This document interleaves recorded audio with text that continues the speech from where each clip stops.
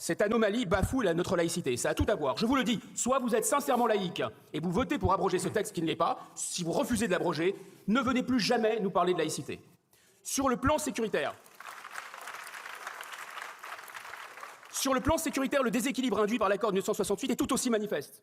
En 10 ans, le nombre d'Algériens dans nos prisons est passé de moins de 2000 à plus de 4000, soit un bond de 177%. Autant de criminels et de délinquants qui devraient, c'est logique, une fois leur peine purgée, être renvoyés dans leur pays. Il n'en sera rien. Pourquoi? Parce qu'Alger refuse de délivrer des laissez-passer consulaires, parce qu'Alger refuse de reprendre ses propres ressortissants. Le terroriste de l'attentat de Mulhouse, 14 procédures d'expulsion, 14 refus de l'Algérie. Un Algérien condamné pour violence conjugale, protégé par l'accord, donc inexpulsable. La meurtrière de la petite Lola, elle aussi placée sous OQTF non exécutée. Alors, que faire? Continuer à verser 2 milliards d'euros par an d'aide et de prestations sociales aux Algériens de manière dérogatoire, alors que leur pays refuse toute réciprocité? Continuer à espérer la clémence d'un régime qui a injustement emprisonné nos ressortissants Boualem Sansal et Christophe Glaise? C'est le chantage qu'Alger a exercé sur le Quai d'Orsay, lequel, le 26 juin dernier, a supplié nos alliés de l'UDR de retirer le texte de leur niche. Et avec quel résultat? Mon ami Boualem a été condamné encore plus durement.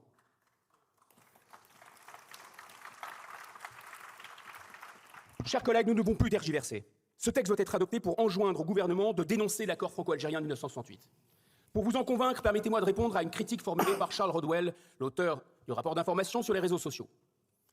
Notre collègue prétend que puisque nous prévoyons d'appliquer aux Algériens le droit commun des étrangers, nous allons, ce faisant, rétablir la libre circulation entre la France et l'Algérie prévue par les accords de 62. C'est le fameux chantage.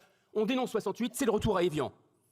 Notre collègue tente même de nous faire peur en brandissant le risque d'un déferlement migratoire sur notre pays.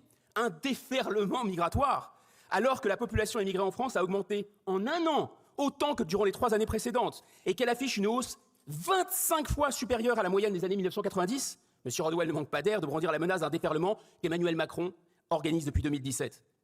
Mais surtout, cette menace d'un déferlement migratoire totalement infondé montre que le macronisme est une baudruche technique et intellectuelle. L'argument de la libre circulation automatique est un épouvantail juridique. En droit international, la dénonciation d'un traité bilatéral ne ressuscite pas automatiquement les traités antérieurs lorsqu'ils ont été remplacés ou complétés, comme ce fut le cas des accords d'Évian de 1962 par celui de 1968. C'est notamment ce que prévoit l'article 59 de la Convention de Vienne, en vertu duquel, lorsque le traité antérieur est réputé avoir été remplacé par un traité postérieur plus contraignant, alors le traité antérieur ne revient pas. En outre, l'accord de 1968 n'a absolument aucune raison d'être perpétuel. Il n'avait pas vocation à l'être.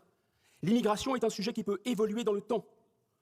L'accord, d'ailleurs, a été conclu 6 ans après l'indépendance de l'Algérie, à une époque de plein emploi et de prospérité.